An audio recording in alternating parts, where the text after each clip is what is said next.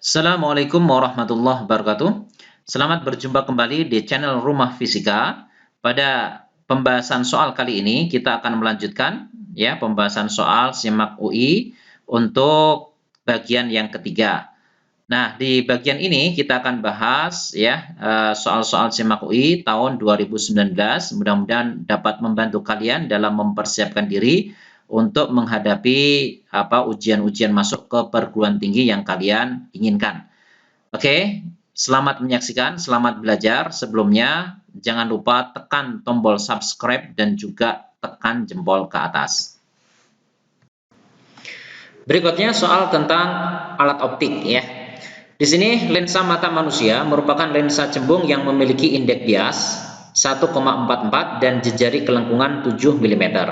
Anggap jejari kelengkungan kedua lensa adalah sama. Jika sebuah benda setinggi 10 cm diletakkan 50 cm di depan lensa mata, terbentuk bayangan yang sifatnya seperti apa? Nah, jadi di sini yang harus diingat, untuk mata normal ya, sifat bayangan yang dibentuk oleh lensanya itu akan selalu mempunyai sifat seperti ini. Jadi yang pertama, sifat bayangannya adalah selalu diperkecil. Kemudian si bayangan itu sifatnya adalah nyata ya, nyata. Kalau nyata pasti terbalik ya. Jadi di sini terbalik. Kemudian yang berikutnya ini letaknya pasti di retina ya. Jadi di retina atau istilah lainnya adalah bintik kuning gitu ya. Nah, jadi sebenarnya kalau lensa mata itu jari-jari kelengkungannya mestinya bisa berubah-ubah ya, karena kan kalau lensa mata itu kan kelengkungannya itu dikendalikan oleh otot siliar kalau mata itu normal ya. Jadi kalau misalnya ini lensa, ini ada otot siliar, maka si lensa ini sebenarnya elastis. Jadi dia bisa memipih dan mencembung dengan kerja otot ini. Nah, tapi yang jelas ya, jadi bayangan yang dibentuk oleh lensa ini itu letaknya selalu di retina ya. Jadi retina itu daerah sini nih, atau bintik kuning tadi. Jadi kalau misalnya ada cahaya masuk ke mata kita, nah nanti ini akan difokuskan ya, maksudnya dibuatkan bayangan di retina ya untuk mata normal. Kalau mata itu nggak normal ya berarti bayangannya bisa di belakang retina atau di depan retina. Oke ya. Jadi jawabannya mana nih? Yang pertama pasti nyata ya. Nyata berarti jawabannya mungkin B atau mungkin D. Kemudian di sini pasti terbalik. Kalau terbalik berarti hanya opsi B yang mungkin ya. Kalau ini kan tegak ya, salah. Jadi ini terbalik, kemudian pasti diperkecilin ya. Oke, jadi jawabannya adalah B. Oke ya, bisa dipahami ya. Sekarang kita lihat soal berikut ini ya. Jadi di sini ceritanya gini. Gambar di atas adalah grafik intensitas I ya terhadap panjang gelombang lambda radiasi elektromagnetik dari benda yang memiliki emisivitas sebesar 0,5. Diasumsikan semua foton yang diradiasikan memiliki panjang gelombang dominan ya atau panjang gelombang maksimum di sini, dan diketahui ini ada tetapan Stefan Boltzmann, kemudian ada ini tetapan Wien, kemudian di sini ada tetapan Planck gitu ya. Jumlah foton yang diradiasikan benda tersebut setiap detik per meter persegi ya, apabila temperaturnya adalah 4000 Kelvin gitu ya. Oke, jadi di sini kalau kita lihat ada kesesuaian antara panjang gelombang yang dipancarkan oleh sebuah benda yang memancarkan radiasi gelombang elektromagnetik ya dengan suhu, itu ada keterkaitannya, itu berdasarkan hukum pergeseran Wien. Kalau kalian masih ingat di sini ada yang disebut dengan hukum Wien ya, hukum pergeseran Wien atau sebut saja dengan hukum Wien ya, hukum Wien. Nah, tolong diingat hukum Wien itu menyatakan bahwasanya panjang gelombang dominan dikalikan dengan suhunya ya itu akan sama dengan B ya, di sini tetapan Wien. Nah, sehingga nanti karena tadi kan diasumsikan ya semua foton yang diradiasikan oleh benda itu adalah panjang gelombang dominannya gitu ya. Nah, sehingga nanti kalau kita ambil panjang gelombang dominan di sini, jadi lambda dominan atau lambda maksimum tentu saja sama dengan B tetapan Wien dibagi dengan T ya suhunya. Oke. Nah, ketika sebuah benda itu meradiasikan gelombang elektromagnetik ya dalam bentuk kalor, nanti bisa dinyatakan dengan rumus seperti ini ya. Jadi intensitas atau sering disebut dengan daya persatuan luas itu bisa juga dinyatakan dengan E itu emisivitas ya, dikalikan dengan tetapan Stefan Boltzmann ini sigma kecil dikalikan dengan T pangkat 4 suhunya ya, T pangkat 4 ini pangkat 4 ya, jadi T pangkat 4. Nah, dari sini nanti kalau misalnya kita mau cari ya kan yang ditanyakan di sini adalah jumlah foton kan ya, jumlah foton. Nah, berarti kita harus cari energi setiap foton. Kalian masih ingat energi setiap foton ya. Jadi di sini tolong diingat energi yang dimiliki oleh foton ya, energi foton. Energi foton itu bisa dinyatakan, ini energi satu foton ya, itu E ya. Jadi E itu sama dengan Hc dibagi dengan lambda. Nah, di sini lambdanya lambda yang ini ya. Jadi lambda dominan tadi karena dianggap semua panjang gelombang yang dipancarkan adalah panjang gelombang maksimum ini. Jadi di sini kita tulis saja apa namanya lambda maksimum. Nah, ini energi satu foton. Nah, sementara di sini tadi disebutkan apa namanya intensitas. Nah, intensitas ini menyatakan energi seluruh foton ya, persatuan waktu, persatuan luas. Karena daya itu kan sebenarnya ya, daya itu sebenarnya adalah energi semua foton ya. Jadi ini energi semua foton, kita sebut saja energi total gitu ya, dibagi dengan apa namanya waktu. Nah, itu daya.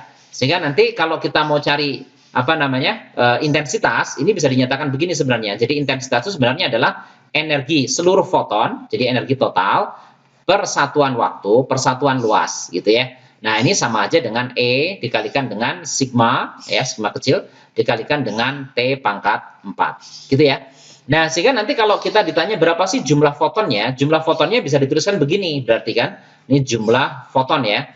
Jumlah foton ya tentu saja karena ini kan jumlah foton setiap detik, setiap 1 meter persegi. Nah, sehingga itu sama saja mengatakan bahwasanya intensitas, ini kan intensitas itu energi seluruh foton per detik per satuan luas dibagi dengan energi satu foton yang ini tadi ya, energi satu foton yang ini ya. Nah, yang ini. Nah, sehingga nanti kalian punya apa nih? Jadi sebentar ya. Ya, jadi ini energi satu foton ya, yang ini nih. Nah, gitu. Nah, kalau kita uraikan lagi, nanti kita punya di sini rumusnya menjadi gini ya. Jadi I itu tadi apa? E dikalikan dengan apa? Sigma kecil dikalikan dengan T pangkat 4, kemudian dibagi dengan energi satu foton. Itu adalah Hc per lambda maksimum, gitu ya. Nah, nanti dari sini kita punya rumus apa nih? Ya, nanti kita punya di sini E dikalikan dengan sigma dikalikan dengan T pangkat 4 dikalikan dengan lambda dominan dibagi dengan Hc. Nah, gitu. Nah, ini bentuk akhirnya kita bisa tuliskan begini. Ya, ini kita bisa tuliskan E dikalikan dengan sigma dikalikan dengan T pangkat 4. Nah, lambda dominan ini kita gantikan yang ini tadi. Ya, nah dia kan sama dengan B dibagi dengan T kan. Nah, jadi B-nya tetapan Wien tadi. Nah, jadi nanti kalau kita ganti, jadi sini B dibagi dengan T. Dibagi dengan apa? H kali C ya. C kecepatan cahaya. Sehingga nanti bentuk akhirnya T ini bisa di apa namanya? Sederhanakan ya. Bisa disederhanakan di sini ini jadi 3 ya pangkatnya. Nah, sehingga nanti bentuk akhirnya adalah E dikalikan dengan sigma kecil dikalikan dengan T pangkat 3 kalikan dengan B dibagi dengan H kali C ya, H kali C. Oke ya.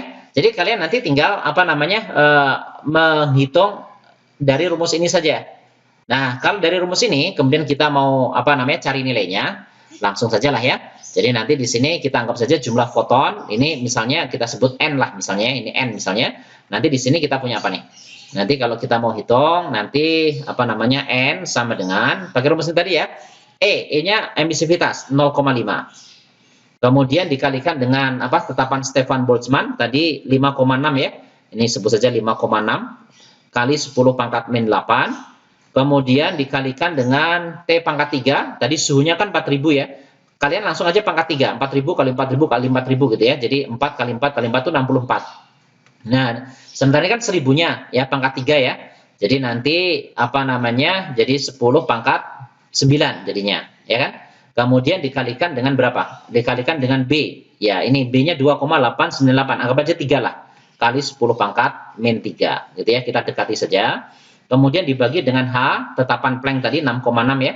Meskipun di situ 6,626 ya, kita ambil saja sederhananya. 10 pangkat min 34. Kemudian dikalikan C kecepatan cahaya 3 kali 10 pangkat 8. Nah, ada nggak yang bisa disederhanakan? Ini bisa ya, 3 dengan 3 bisa kita coret.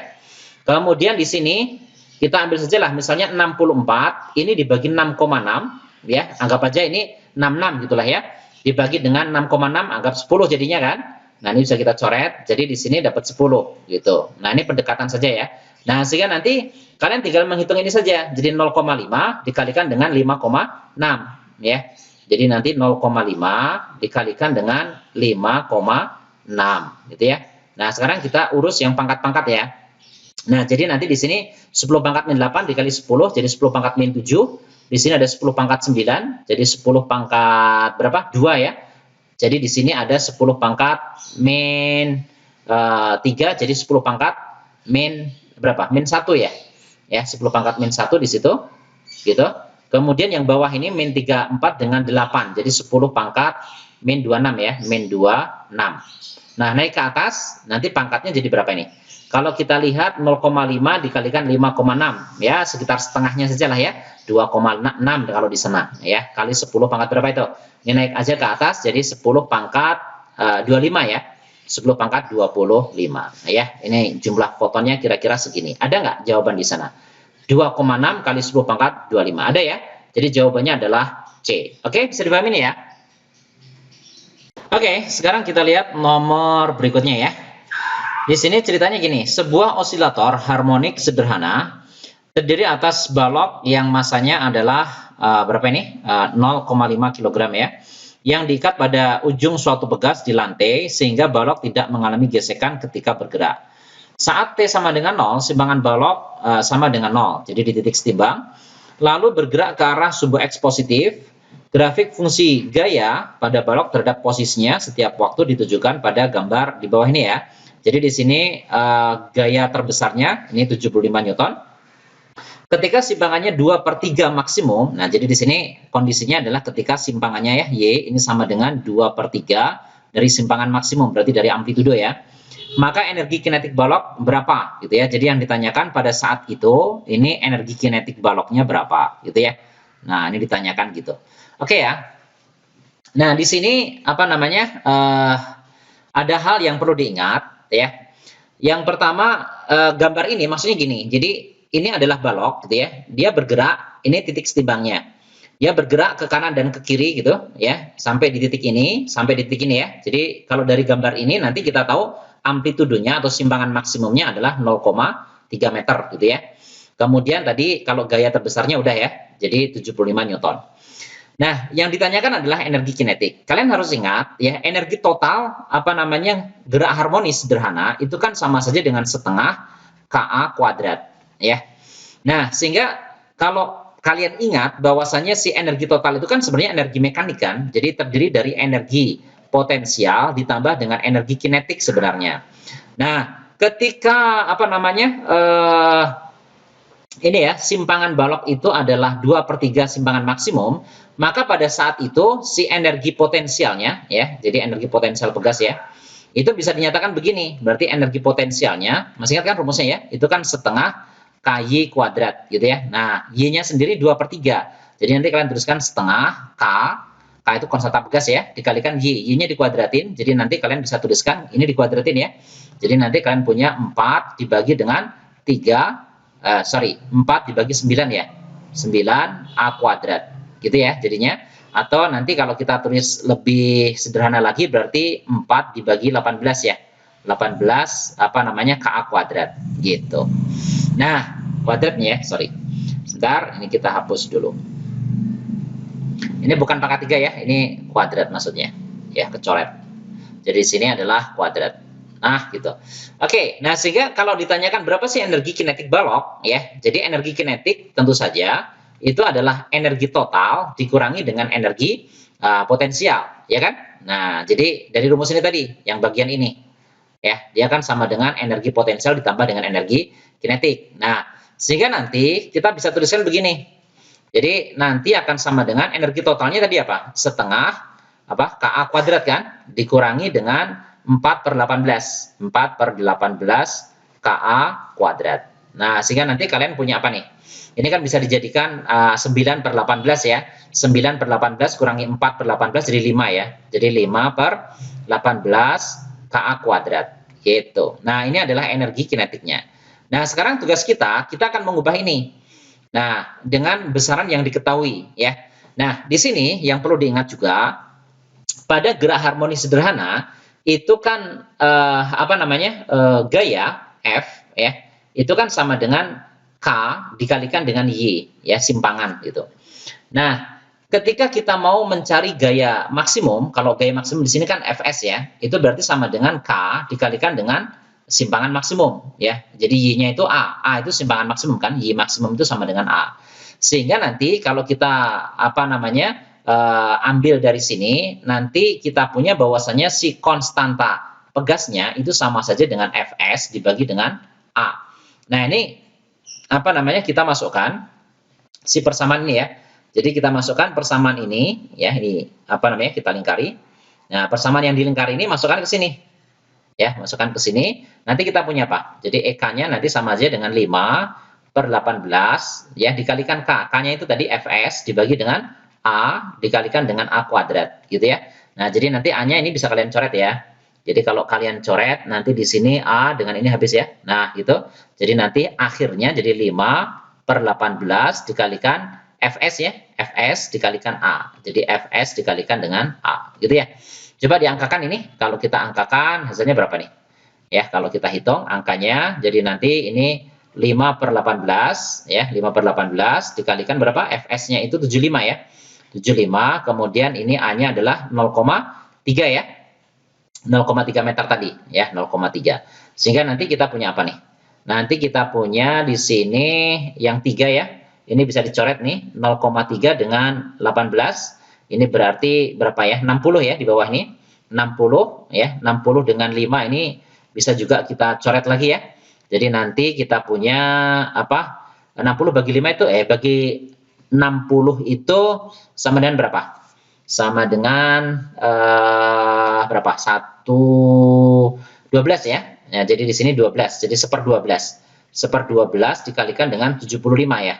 Nah, kalau dibagi 3 berarti nanti 25 dibagi dengan berapa? 4 ya. Nah, 25 bagi 4 itu 6,25 ya. 6,25. Ini satuannya energi kan tadi ya, joule ya. Oke. Jadi jawabannya nih ya, 6,25 joule. Ada nggak di sana? 6,25. Ada ya? Jadi jawabannya adalah B ya.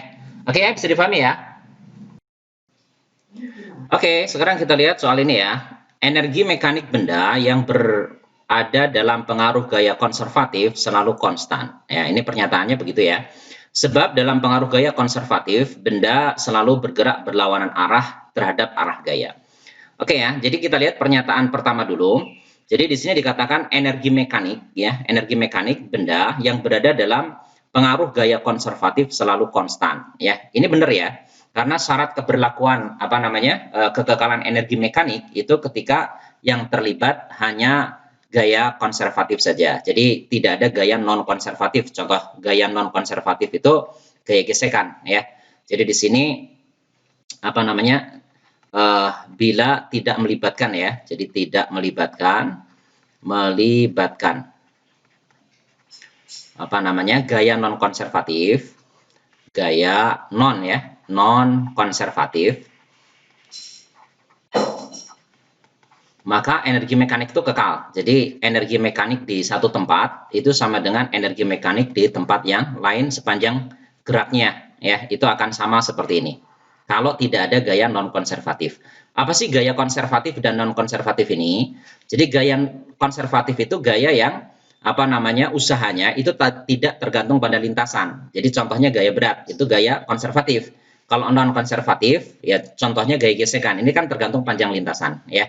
Jadi kalau hanya dalam medan konservatif ya energi mekaniknya kekal ya. Jadi pernyataan ini benar ya, yang ini benar. Kemudian dalam pengaruh gaya konservatif, benda selalu bergerak berlawanan arah terhadap gaya. Ya, belum tentu ya. Jadi misalnya dalam kasus begini. Misalnya dalam kasus benda itu jatuh misalnya ya. Jadi kalau misalnya benda itu jatuh, jadi di sini misalnya kita punya benda nih ya. Nah, ini ada benda. Nah, ketika dia jatuh itu kan arah gayanya ke bawah ya. Nah, ini gaya berat. Gaya berat itu kan gaya konservatif. Ya, ini maksudnya gaya berat ya, atau W lah. Ya, ini gaya konservatif nih. Nah, ini kan searah kan ya. Jadi arah geraknya ke bawah, jadi dia dipercepat ke bawah dan gayanya juga ke bawah gitu. Jadi kalau dikatakan dalam pengaruh gaya konservatif, benda selalu berlawanan arah terhadap gaya. Jadi salah ya.